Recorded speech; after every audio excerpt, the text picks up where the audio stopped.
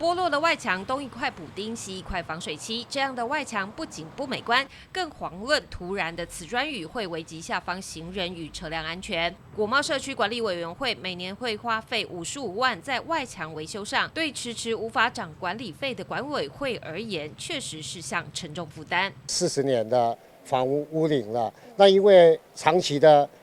进水，还有台风，它会有裂缝，会剥落，还有地震的原因，所以在高空的时候，它可能会整块的砸落，砸落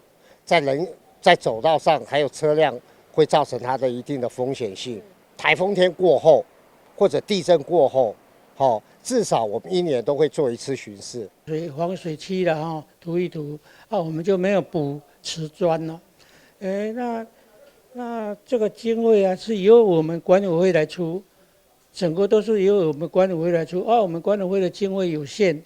实在是越来越多的，每年都要处理这个，很烦。管委会原本申请公务局外墙补助费用，结果一个社区只能补助1万块，对于有13栋大楼的国贸社区而言是杯水车薪，也认为不合理。因此，日前李博义委员邀集国土署官员前来会勘，最后研议采用拉皮的方式为社区更换外墙，但管委会认为不可行，期望市府能有更合适的补助方式。我们的外墙我们都是自己修。看到了，我们就会找工程人员来修。那至于李博义讲的那个外墙那个他又要负担费用，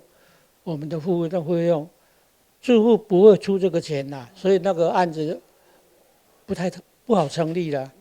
他们认为说这个不是属于市政府所讲的拉皮他们讲的是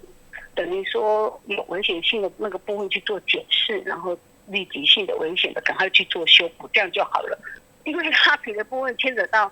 55%跟45%的问题，加上如果你要拉皮外观的一些铁窗什么一些东西都要等于也相对都要拆除，我想这个可能会反弹蛮大的。受宪法规，国贸社区没有办法获得较合理的补助，但随着时间流逝，问题将会越来越棘手。记者吴佩珊高雄报道。